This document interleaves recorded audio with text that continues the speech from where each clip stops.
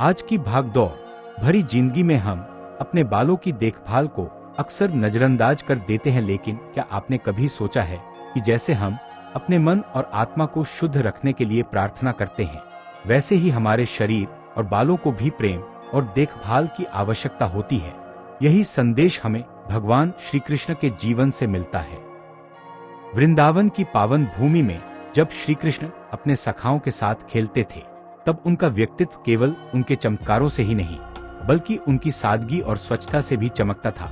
उनके घूंघराले काले और चमकदार बाल उनकी आंतरिक ऊर्जा और संतुलित जीवन का प्रतीक थे। वे हमें सिखाते हैं कि बाहरी सुंदरता तभी टिकती है जब भीतर अनुशासन और संतुलन हो।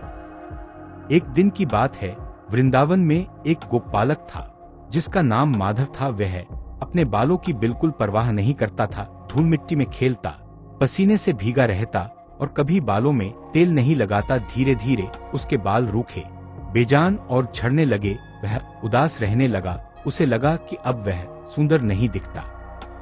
एक दिन वह उदास बैठा था, तभी श्री कृष्ण वहां आए। उन्होंने मुस्कुराकर पूछा, माधव, तुम इतने उदास क्यों हो? माधव बोला, कन्हैया, मेरे बाल झड़ रहे हैं, वे रूखे हो गए हैं, मैं कैसा दिखता हूँ, सब मेरा मजाक उड़ाते हैं। श्री कृष्ण ने प्रेम से कहा, माधव, क्या तुमने कभी सोचा कि जैसे खेत को उपजाऊ बनाने के लिए उसकी देखभाल करनी पड़ती है, वैसे ही शरीर और बालों को भी समय और प्रेम देना पड़ता है। माधव ने सिर झुका लिया।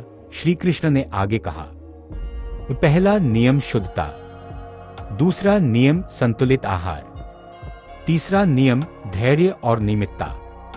उन्होंने समझाया कि बालों की जड़ें हमारी जीवन शक्ति से जुड़ी होती हैं। यदि हम पौष्टिक भोजन नहीं करेंगे, पर्याप्त पानी नहीं पिएंगे और मन को तनाव से भर देंगे, तो उसका प्रभाव बालों पर भी पड़ेगा।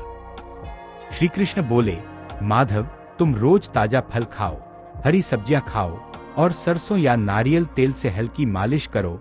अपने बालों को प्रेम से धो, गुस्से या चिंता में उन्हें मत खींचो। याद रखो, शरीर भगवान का मंदिर है। माधव ने पूछा, क्या केवल तेल लगाने से सब ठीक हो जाएगा? श्री कृष्ण हंसे और बोले, नहीं माधव, केवल बाहरी उपाय काफी नहीं। जब मन शांत होगा, तब ही बालों में चमक आएगी। क्रोध, ईर्ष्या और चिंता से बाल भी कमजोर होते हैं।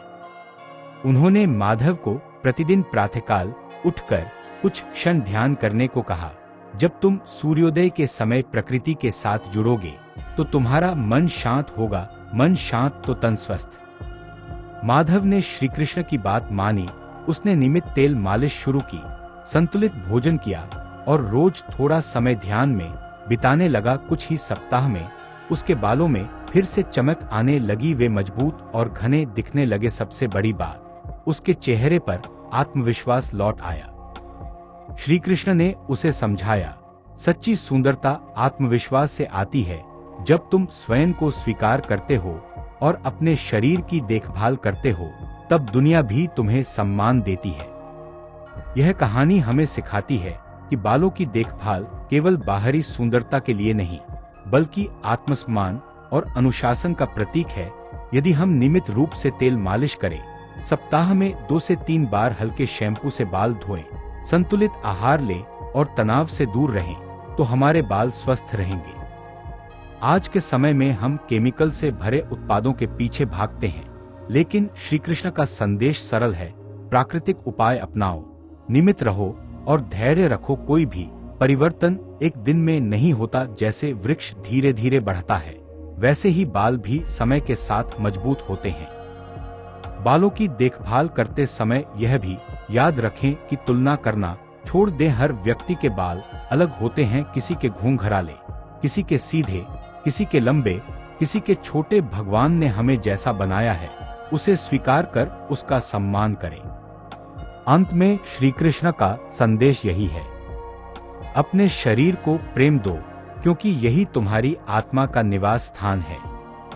अपने बालों की देखभाल करो, क्योंकि वे तुम्हारे आत्मविश्वास का मुकुट हैं।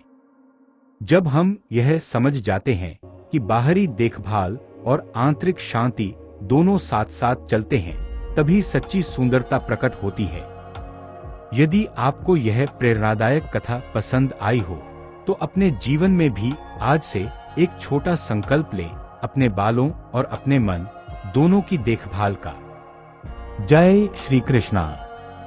अगर आपको यह कृष्ण प्रेरणा कहानी पसंद आई हो तो ऐसे ही और प्रेरणादायक वीडियो के लिए हमारे चैनल को सब्सक्राइब जरूर करें, लाइक करें और शेयर करना न भूलें।